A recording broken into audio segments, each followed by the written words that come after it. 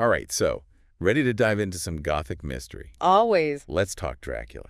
A classic. Now, some folks might feel, a bit intimidated by its reputation, but trust me. No, it's a journey worth taking, for sure. Exactly. We're talking about a book that still has readers hooked over a century later.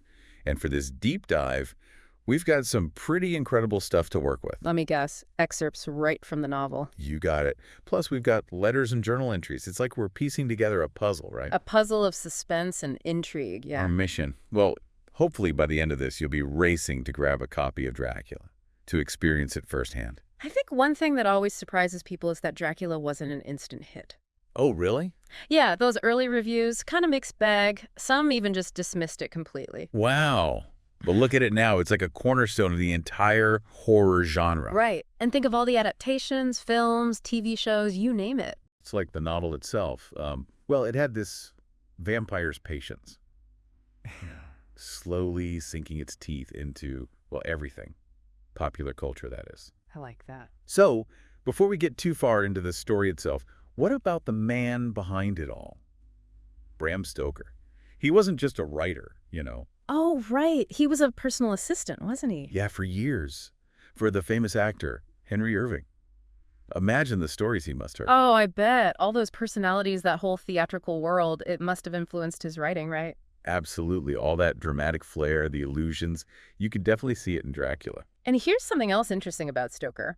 He was bedridden for quite a while as a child. Oh, wow. I didn't know that. Yeah, some people think that, that isolation, having to build worlds in his imagination, it might have, shaped the Gothic atmosphere you find in Dracula, the themes of isolation, too. That's fascinating. So, the seeds of Dracula were planted way back in his childhood. Could be. So, to set the stage, for those who haven't read it yet, Dracula is a Gothic horror novel published in 1897.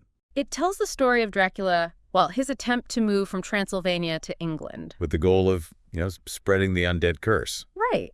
And one thing that makes Dracula so unique is its format. It's told through all these different things: letters, diary entries, ship logs, even telegrams. Called an epistolary format, right? Exactly. And it really puts you right there in the characters' heads. Imagine reading Jonathan Harker's diary as he travels to Transylvania to meet the Count. You're experiencing everything with him. The unease, the strange things happening, that growing sense of dread. Exactly. It's like finding this old box in an attic. And you're putting together a chilling mystery, but only from these fragments. I like that. So let's talk about what makes Dracula so captivating. But without giving away any spoilers, of course, we want you to discover those for yourself.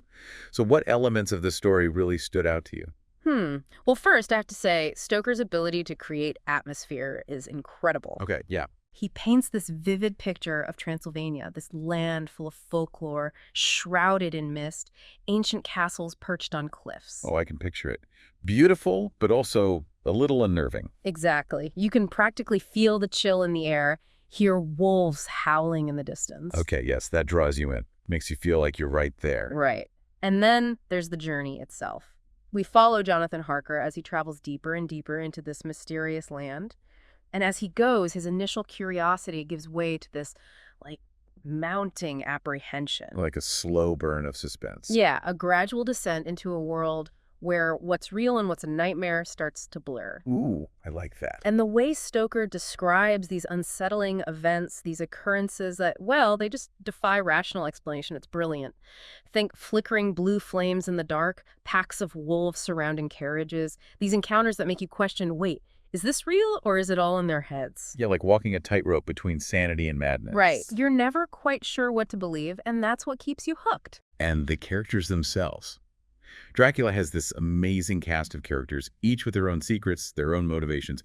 Of course, you have the enigmatic Count Dracula. A figure of immense power, chilling allure. He's the ultimate villain, wouldn't you say? Mysterious, cunning, and utterly captivating. Exactly. But you also have the brave vampire hunters, like Van Helsing.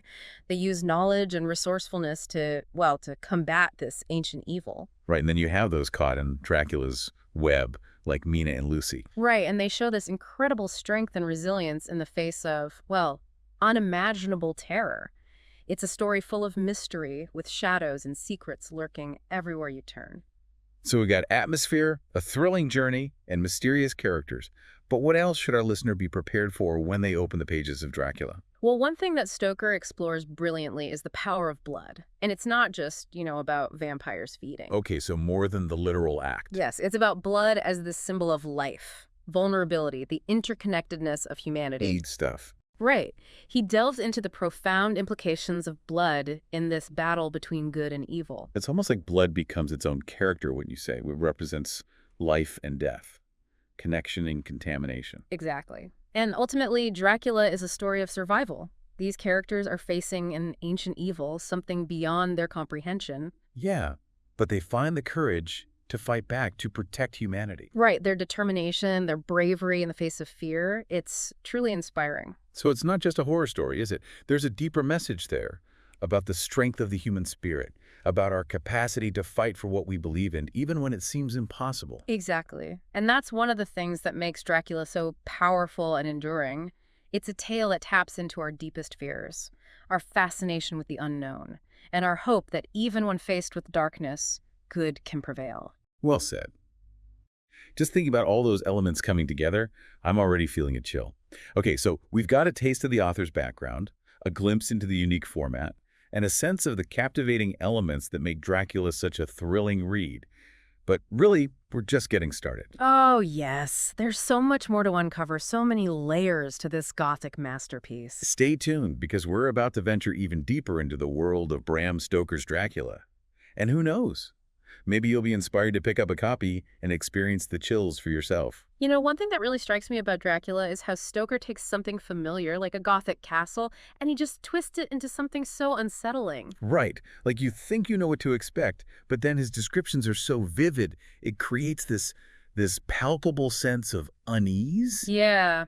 He plays with our expectations. We think we're ready for a spooky castle, but Stoker takes it to a whole other level. What makes it even more effective, I think, is how he weaves in real folklore and superstition. Oh, totally. Suddenly those, childhood fears, the things that go bump in the night, they feel real. Exactly. He's tapping into those primal anxieties we have about the unknown, the creatures lurking in the shadows. Yeah. And by grounding those fears in, a real setting and using their shared cultural anxieties, the horror becomes so much more potent. Absolutely.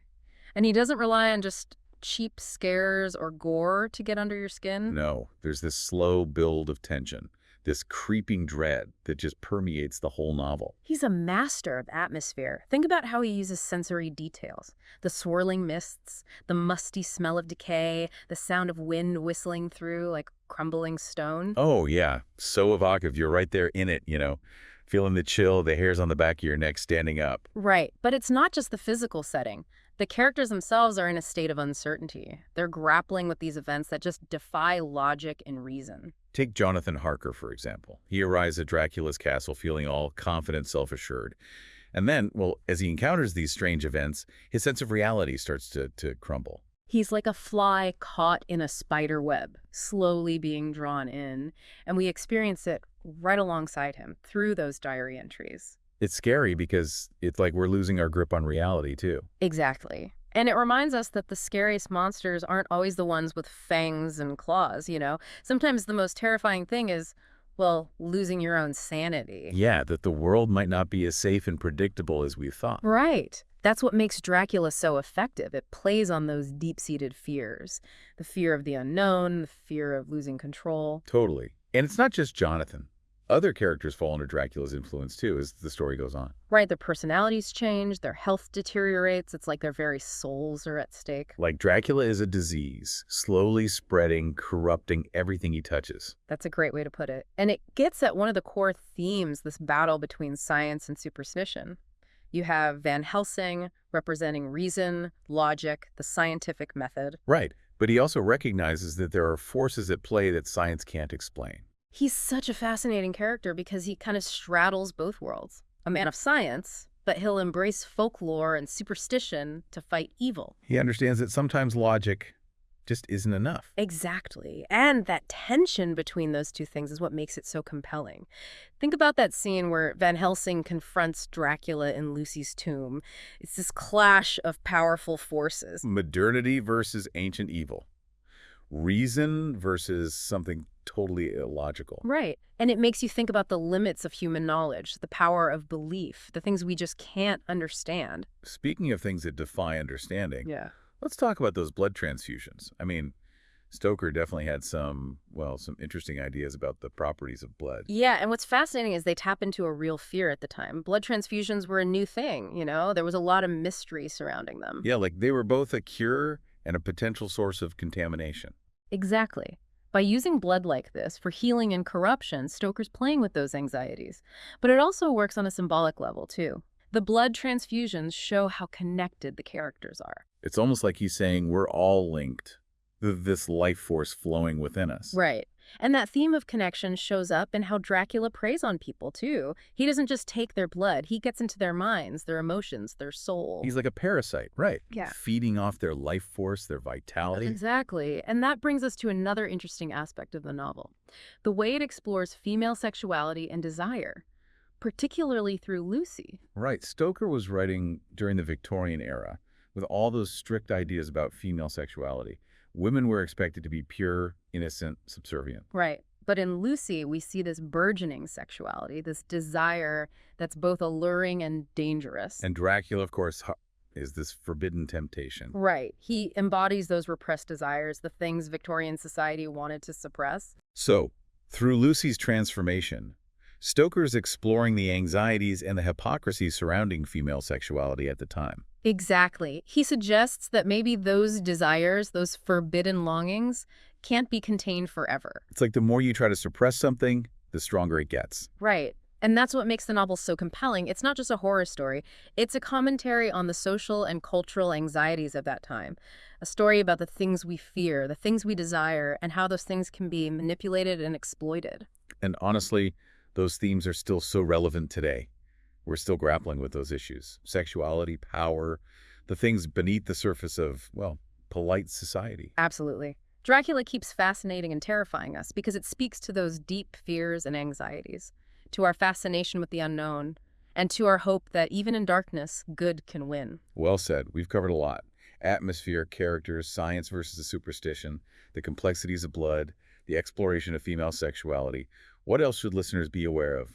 Well, the structure of the novel is so important. Remember we talked about that epistolary format, how the story unfolds through all these fragments? Right, the letters, the diary entries, the telegrams. It really makes you feel like you're right there in the middle of everything. Exactly. And it creates such a strong sense of suspense and tension. We're always wondering what's going to happen next, what new information will come to light. It's like this puzzle box. Yeah. Slowly unfolding, revealing its secrets one piece at a time. That's a great way to put it. And it's not just the plot, right? The language itself is so rich with symbolism. Oh, absolutely. Stoker uses language to create atmosphere, build suspense, foreshadow events. He's so good at using symbols to convey deeper meanings. Like, for example, think about the color red, Okay, yeah. often associated with blood, danger, and passion.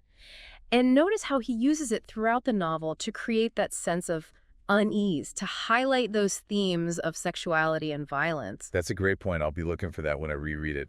It's like those details add another layer, a whole other level of meaning to the story. Exactly. And that's what makes Dracula such a rewarding read. There's always something new to discover, something to think about. It's the kind of story that sticks with you. It's like a vampire bite. Yeah. Leaves a mark that lingers. Okay, so we've got that epistolary format, the evocative language, the symbolism. Anything else? I think it's important to remember that Dracula is ultimately a story about the power of human connection. It's a horror story, yes, but it's also a love story, a story about loyalty, about the bonds that unite us. Think about Mina and Jonathan. Their love is a constant throughout, even when they're separated. Yeah, it's like this beacon of light, a source of strength that helps them face the horrors. Exactly. It's a testament to the power of human connection, even in the darkest times. It's like Stoker is saying that love and connection, those are our greatest strengths, the things that protect us from the forces of darkness. Precisely. And it goes beyond just romantic love, too. It's the bonds of friendship, the importance of community, the strength that comes from working together, like the vampire hunters, for instance. They depend on each other to fight Dracula. Their unity, their shared purpose, that's what lets them win in the end. Right. It reminds us we're stronger together. Even when things feel impossible, we can find hope and resilience in those connections. That's such a great message. It makes me think about the novel in a whole new way. It's not just about vampires, is it? It's about what it means to be human, to connect with each other, to find strength in those connections. As we've been talking about Dracula, I keep thinking about the idea of home. Yeah. How Jonathan Harker travels so far from his English life to Transylvania, this place that feels, well, ancient and almost otherworldly. It is interesting how that idea, home, becomes both a safe haven and a place of vulnerability in the story. Right. It's like for the characters, it's a refuge, but it's also a space that can be, well, invaded, violated. Yeah, like Dracula coming into the homes of his victims. It turns their sense of security upside down. Right, the familiar becomes threatening. Thinking about that scene, when Mina describes waking up and finding Dracula in her bedroom, it's terrifying. That feeling of helplessness. That scene is so powerful because it gets at the psychological side of Dracula's power. He's not just a physical threat. He's this force that gets into our mind, into our most private spaces. It makes you wonder, what happens when the place you should feel safest becomes the source of your fear? It really challenges those ideas we have about security and control. But even with this terrifying threat, the characters in Dracula find strength in their connections to each other. Their bonds are really put to the test, though, right? By distance, by danger, even by Dracula trying to manipulate them, divide them. Yes, and their love and loyalty become a form of resistance. Think about Mina and Jonathan. Their love is this driving force throughout the novel. It's a testament to the power of human connection, isn't it? Even in these darkest of times. Absolutely. Their love, their commitment, it becomes a weapon against Dracula. So it's like Stoker saying love and connection are our biggest strengths, the things that protect us from the darkness. Exactly. And that connection goes beyond just romantic love, too. The book shows how important community is, working together to overcome challenges. Like the vampire hunters, they depend on each other to fight Dracula. Right. Their unity, their shared goal. That's what allows them to win. It's a reminder that we're stronger together. Even in the face of huge challenges, we can find hope and resilience in our connections with others. And that message, it's still so powerful today. Dracula still fascinates and terrifies us, I think, because it touches on those universal themes, fear, desire, and that enduring power of human connection. But okay, let's switch gears a bit. We've talked about the story itself, but what about its impact on popular culture? It's hard to imagine horror without Dracula. It really is that image of the Count. Pale, that gaze, the fangs, it's iconic. Right. He's been in countless films, TV shows, books, games. It's amazing how every generation seems to reinterpret him, Right, it reflects their anxieties and what they're thinking about. We see everything from classic monster movies to more psychological interpretations, looking at his seductive power, the darker sides of human nature. It's like he's a mirror, reflecting our own fears and desires back at us. And that ability to change with the times, that's part of why he's such a lasting figure. Absolutely. And it's not just Dracula himself. The themes from the novel, too, like the fear of the unknown, good versus evil, the draw of the forbidden. These things show up in modern stories all the time. So even if you've never read Dracula, you've probably seen parts of it in other things. Oh, definitely. It's everywhere. Well, I think we've done a good job looking at Dracula. We talked about the author, the novel structure, the story, its psychology, and its legacy. We've really explored the dark heart of it. Hopefully you have a better understanding of why it's so captivating. So for anyone listening who feels intrigued, maybe even a little brave, pick up a copy of Dracula. Get ready to enter a world of gothic mystery, of shadows and secrets. And as you journey with Jonathan Harker, Van Helsing, and Mina, keep your wits about you. Because in the world of Dracula, you never know what's real or a nightmare. And the scariest monsters are sometimes the ones we create. Thanks for joining us on this deep dive into Bram Stoker's Dracula. We hope you enjoyed it, and maybe it'll inspire you to pick up a copy yourself. So until next time, happy reading.